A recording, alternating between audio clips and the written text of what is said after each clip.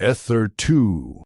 Day made queen. Later, when King Xerxes' fury had subsided, he remembered Vashti and what she had done and what he had decreed about her. Then the king's personal attendants proposed, "Let a search be made for beautiful young virgins for the king.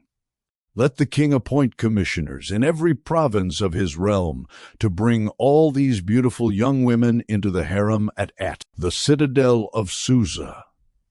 Let them be placed under the care of Haggai, the king's eunuch, who is in charge of the women, and let beauty treatments be given to them. Then let the young woman who pleases the king be queen instead of Vashti."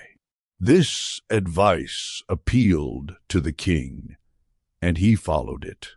Now there was in the citadel of Susa a Jew of the tribe of Benjamin, named Mordecai, son of Jair, the son of Shimei, the son of Kish, who had been carried into exile from Jerusalem by Nebuchadnezzar, king of Babylon. Among those taken captive with Jehoiachin, king of Judah, Mordecai had a cousin named Hadassah, whom he had brought up because she had neither father nor mother. This young woman, who was also known as Esther, had a lovely figure and was beautiful. Mordecai had taken her as his own daughter when her father and mother died. When the king's order and edict had been proclaimed, many young women were brought to the citadel of Susa and put under the care of Haggai. Esther also was taken to the king's palace and entrusted to Haggai, who had charge of the harem. She pleased him and won his favor. Immediately, he provided her with her beauty treatments and special food. He assigned to her 7 female attendants selected from the king's palace, and moved her and her attendants into the best place in the harem.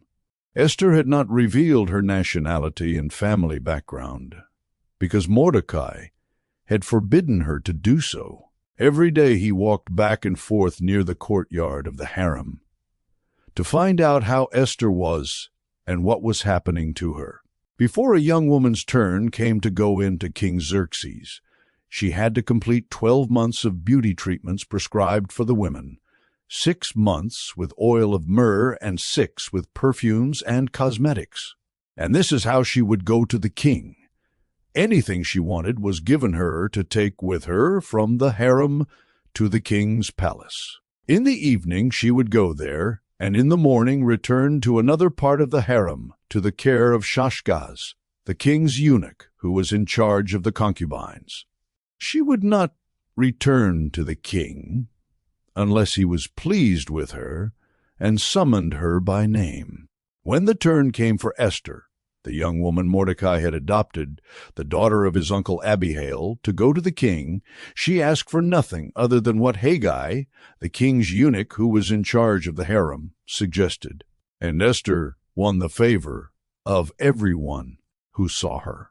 She was taken to King Xerxes in the royal residence in the 10th month, the month of Tebeth, in the 7th year of his reign.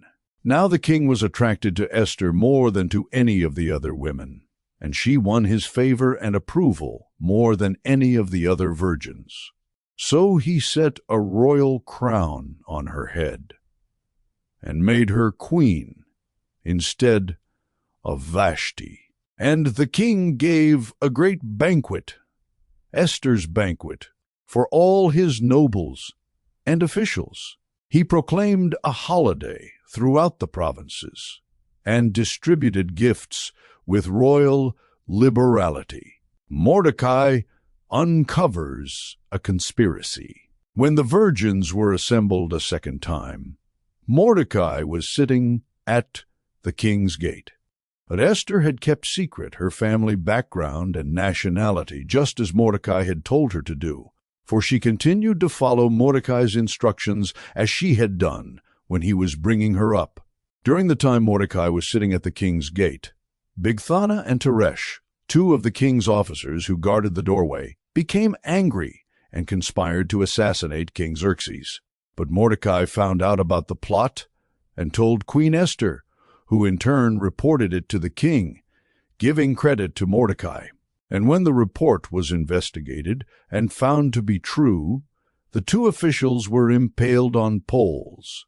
All this was recorded in the book of the annals, in the presence of the king.